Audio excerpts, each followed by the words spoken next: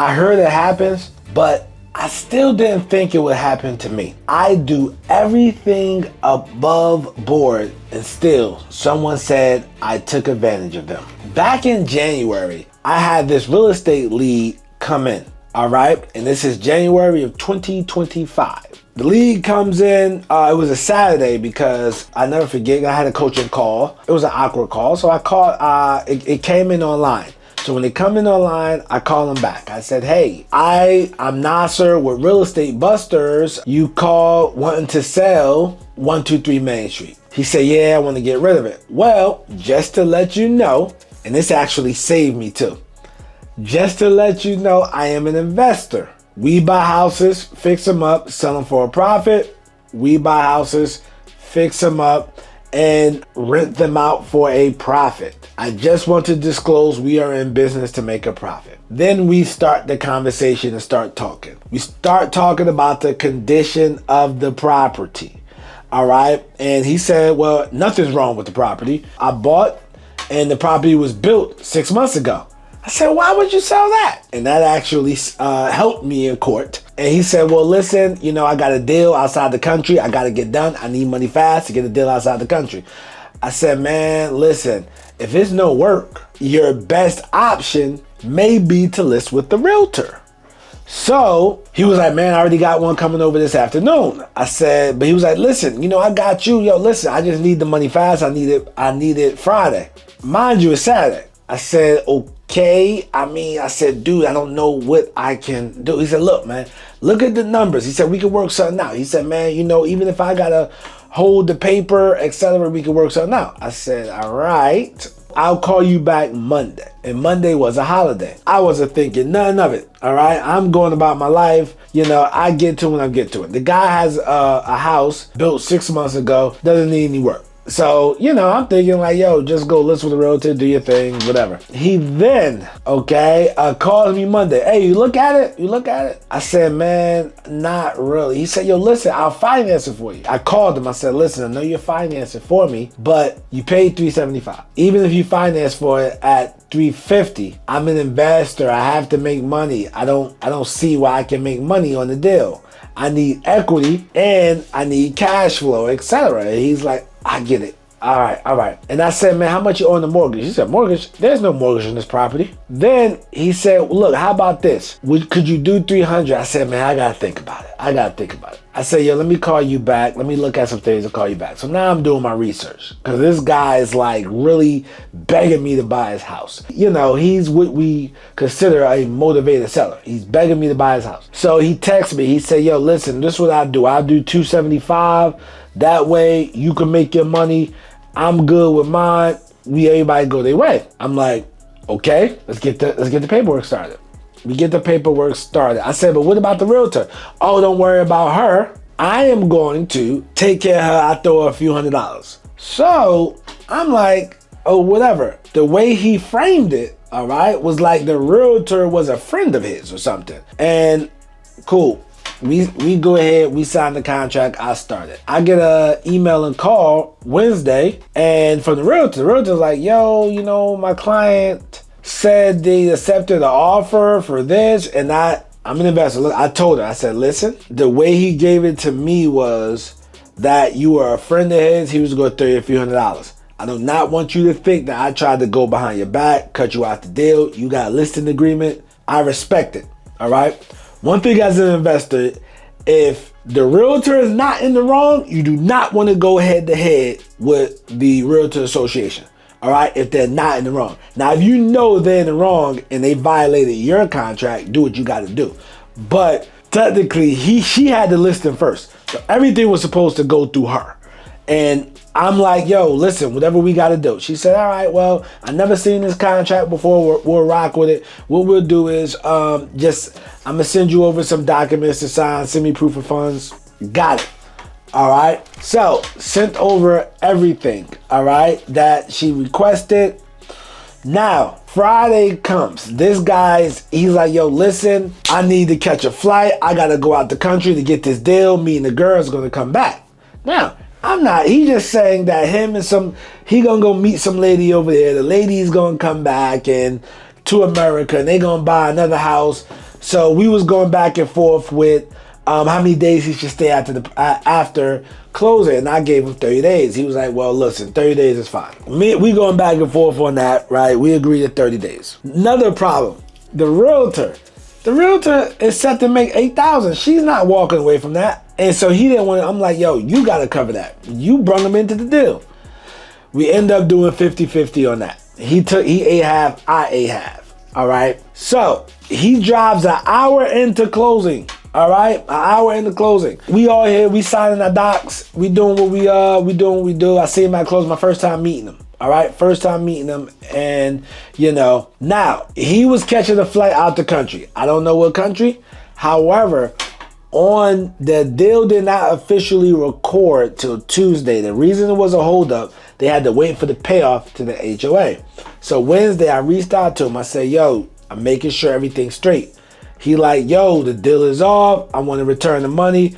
I was over in the other country. I couldn't get the money. I'm like, well, it doesn't work like that. He said, well, listen, I'm going to just go to your attorney's office and get back the money. And I guess they advised him like, yo, it doesn't work. You tried to wire it. That didn't work. And no, like the deal is a deal. We got the eviction attorney on deck and ready to do what we need to do. All right. Mind you, he drove an hour to closing, closed with an attorney. This wasn't no kitchen top closing. For those who don't know, the kitchen top closing, that's when an investor brings a deed there and, hey, don't worry about this notary person behind me. And, they do everything. Nah, this was above board. If the attorney see you're not coherent, they ain't going to risk their license.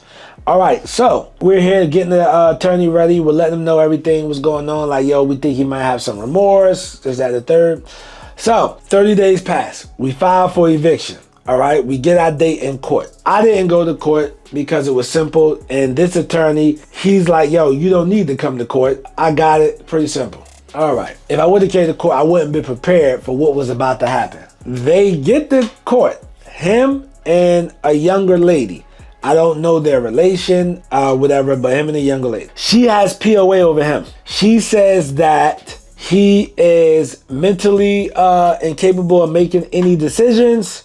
We pressured him to sell the house. We took advantage of him, all this other stuff. And, we get to the eviction court. They go through, they run this thing. So my attorney is like, yo, is there medical records on this? And what is he diagnosed with? There were no medical records. There's no diagnosis. So anyway, my attorney's like, yo, the judge said that, they're going to make a ruling in the mail about how they're going to handle this. We like, he's like, yo, I never seen this happen like this before with a judge sides with a defendant. He said, yo, I'll wait for the decision. The decision came in the mail. She sided with them. Now we have to appeal it. All right, so we got it in January. He was supposed to be out March 1st.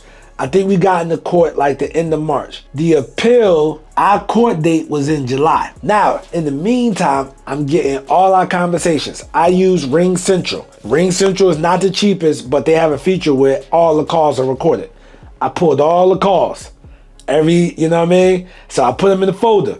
I got all the text messages. The lease back agreement. Lease back agreement is him agreeing to be out 30 days. He signed it at closing. Him agreeing to be out 30 days after closing. And he's going to pay us $1,000 a month for every month, he stays there after that. So getting everything together, and court finally happens end of July. All right. So we in here, and I go to court this time, of course. The judge calls us up. He comes up there with her, and the judge, and I got my attorney. I got two attorneys there. I'm looking like John Gotti, Pay one, I got two, you heard? So I'm looking like John Gotti. So check this out, right? The judge said, hey, who are you asking about the lady? She said, oh, I got POA over him. He's incompetent. He's mentally disabled. So I had the POA. So she like, well, technically, I can't let you come here because you're not a licensed attorney. You have to sit behind the bench,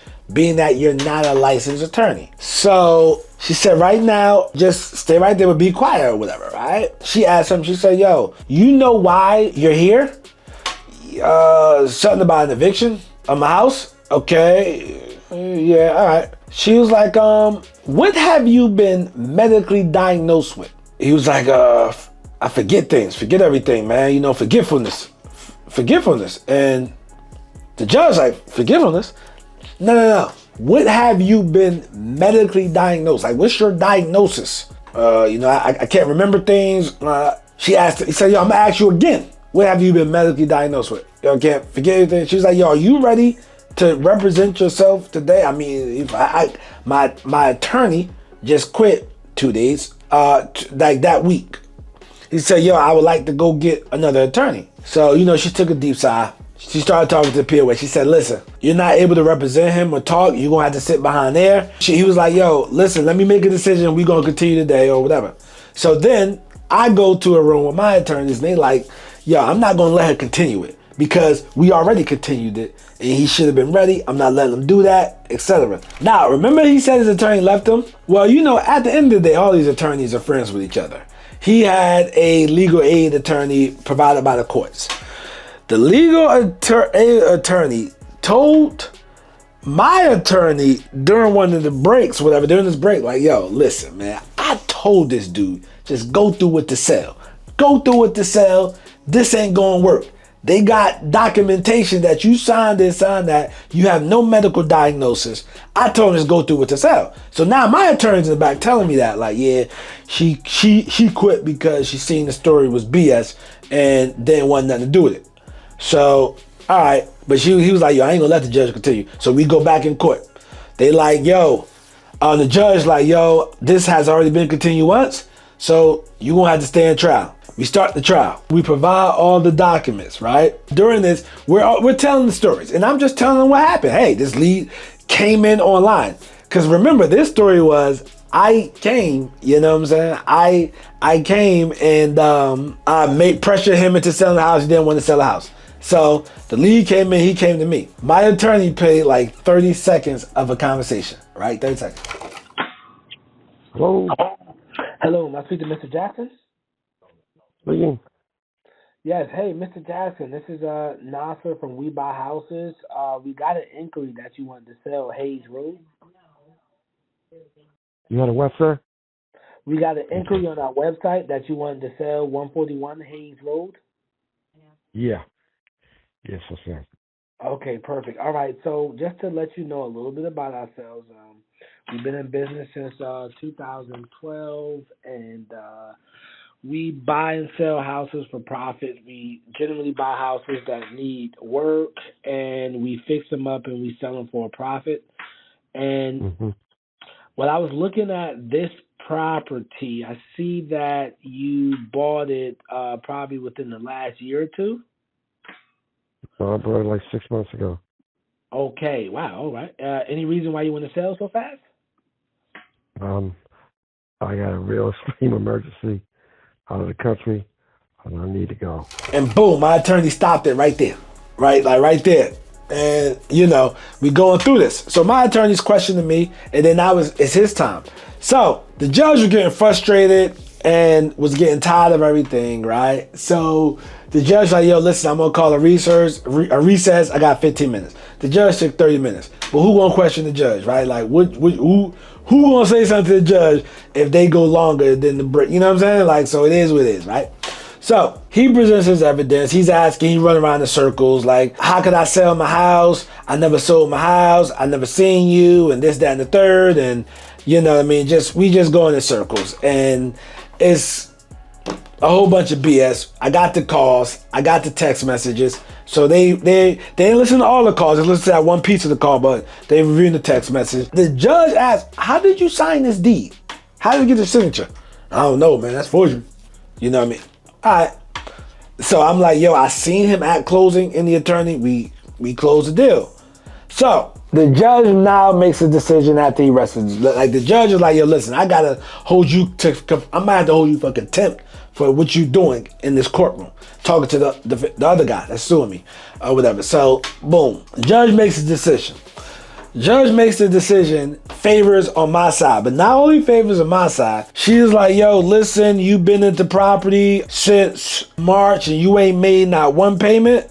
So I'm going to give him $4,200, $200 for this month because it's prorated, but $4,200 is what you gonna owe him. So I'm like, boom, we won. We gonna get possession. We can do the sheriff lockout. Sheriff lockout day comes. I get access to the property. Property's not that bad. Just need some cleanup and some touch-up paints and some spots. I was like, I'm gonna put the house on the market, which I did in August, right? Okay, let's talk about the price.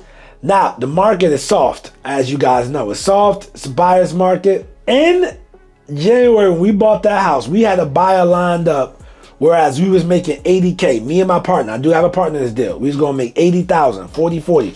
We was good with that. We was like, yo, we was good, but they held it up. That same buyer, all right, from February, now we in August, they offered 285. We didn't make it 10K. We like, man, hell no, we ain't taking that, bro. Nah, we good, bro. We straight. Now we go on, we're on the market, right? So me and the POA is going back and forth. Now, there's an open lawsuit, so technically I can't sell the house or whatever. I would have to go to court. But my attorney is like, and I got another attorney for this, he's like, yo, listen, I'm gonna get this thrown out because she's not a licensed attorney. Technically, she can't do this. She never met your partner. She named him in the lawsuit.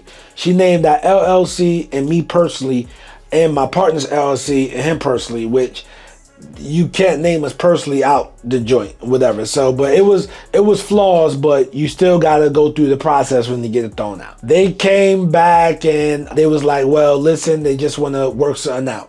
Whereas go back to the original agreement of us paying $1,000 a month. I'm like, hell, us paying $1,000 a month. So the agreement was once he's out the property, we got to start paying him $1,000 a month for every month that we keep the house. But I'm like, hell no, I'm not paying. No, we had an agreement then, so I'm not paying you nothing. Now you changed the agreement with the lawsuit, and I was expecting all this. I don't know when this property gonna sell, so I told my attorney that. He said, all right, let me go work on that. He like, yo, came back like, yo, you good to sell the house? So whenever y'all get a buyer, good. So we finally got a buyer. It's under contract. Hopefully after expenses, we should be grossing $55,000. So hopefully we can split that, and that can be a good payday for us. But it would have been more, but it is what it is. It happened.